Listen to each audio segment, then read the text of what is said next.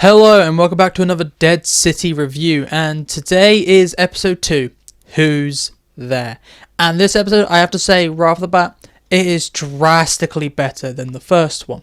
If you saw my first episode review, I say it was a 5 out of 10 and it was a meh boring episode, but this one is drastically better, and I would have to say the biggest factor for that is that the entire episode is now in the city, and I absolutely love the city landscape. That is definitely one of the best things about this episode is its setting. I would also have to say the writing and the pacing in this episode is better. The first episode I felt dragged a bit too much at points, but this episode from start to finish was written well, it was paced well, and it was entertaining. There was no points where I felt it was dragging, and there was no points where I was like, when's this episode going to end? And by the end of this episode, my biggest issue at the end of the episode of the previous one was that it just suddenly ended. This episode had a better ending, and I was actually excited for the next episode. First one didn't leave me excited for this one, but this one left me excited for the next one, which is really, really good.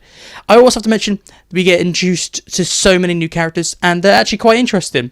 I really, really like the new characters we're getting to introduce. Another thing, which might be really small for some people, is that this episode has multiple plots. I know some people might not care, but this is good news because we are not getting whole episodes dedicated to each character, because if this was a 16 episode season, I call it we would have an episode dedicated just to Armstrong and finding out his past and how he ends up with the Croat, and finding out what happened to Negan's surrogate daughter and her at Hilltop 2.0. If this was a longer season, we definitely would have had these episodes split up. But because the seasons are going to be shorter, I'm really, really happy we're going to get this style again. We got very used to on Fear and in the later seasons of The Walking Dead to focus on only a small group of characters and to not see characters for episodes on end. But this way, it seems like we're going to pick up with every character every episode. So I'm really, really happy, and it really helps make the world feel alive. We have 3 interesting plots set up in this episode, 3 interesting stories, and I was quite surprised. I thought maybe one of them would bore me, but it really builds on this world. We have the main plot with Maggie and Negan in Manhattan, and then meeting these new characters, and then meeting the Croat's evil people for the first time. And you do get to see some cool fight scenes, and you get to see Negan return. By Negan return, I mean old Negan. We get to see Negan from like end of season 6, start of season 7, with his knock knock thing. I absolutely liked that Negan, and going into the show, I was a bit worried that we're making evil Negan again, but the way they have portrayed Negan in this so far is that he is a good guy. However, he's lived down the road for such a long time. He knows when he needs to snap and that monster needs to come out. And I'm really excited. They're making Negan very interesting. Maggie is also a bit more interesting in her plot. Like the first episode, it felt like Negan was carrying. But this episode, we get a bit more setup with Maggie. We get more interesting things with Maggie. I actually do quite like Maggie a bit more, because the first episode, she was leaving a bit to desire. This episode is a bit better with Maggie and Negan. And that balance, it felt like Negan stole the show episode 1.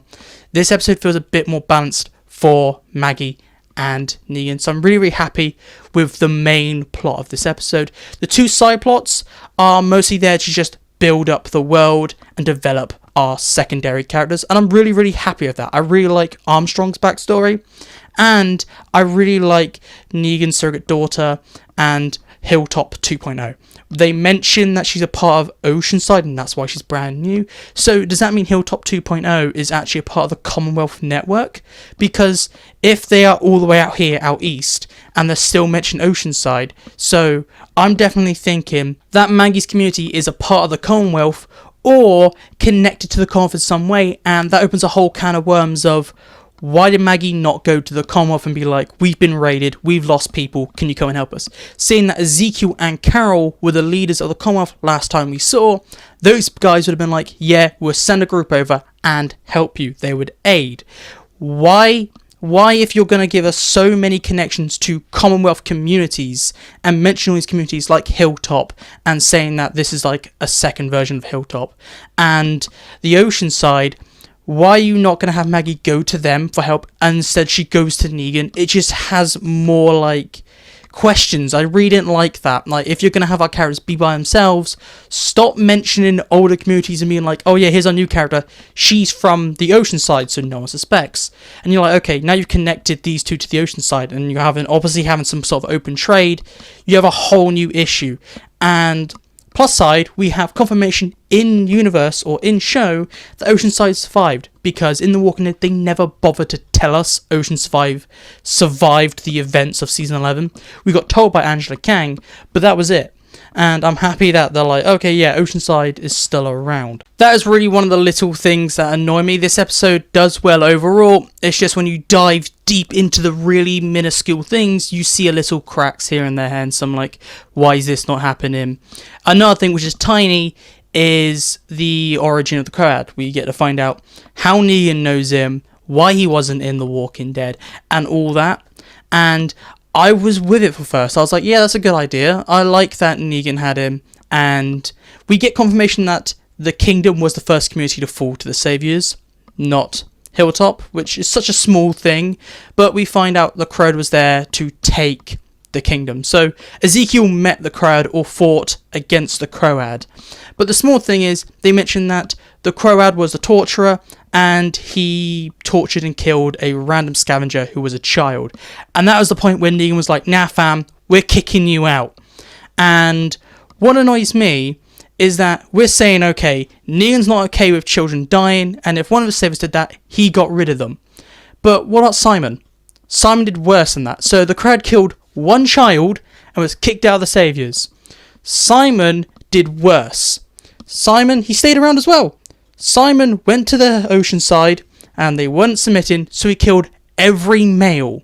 He killed the adults and he killed the children. If you're a boy, you died. And Negan was fine with that. And you're like, okay, the Croat is just Simon 2.0. If they didn't kill off Simon in season 8, he would definitely have been the villain of the show. And I feel like that would have been a better fit. The Croat just feels like they're redoing Simon. And it's worse. And it just makes Negan seem very dumb, saying that he has double standards.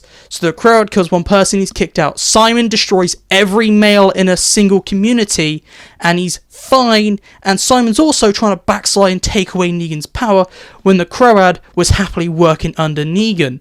And because of that, it just ruins the Croat's backstory, because it seems like the showrunner didn't know or didn't watch the original Walking Dead, and didn't know that Simon's done worse than what supposedly the Croat did and got kicked out for.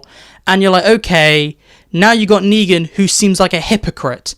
And I didn't like that. They should have said he maybe took out an entire community or something like that. Because you can't really go worse than killing every single male in a community and staying around. But if you kill one single random child, you're kicked out. I just didn't like the backstory of the Croat, because the more you think about it, it just adds more plot holes. Moving on to our one sentence, one word over review, and I have to say, I really enjoyed this episode. It's a great episode. It's a 7 out of 10. I am shocked how much I liked it after how much I was like meh on the first one.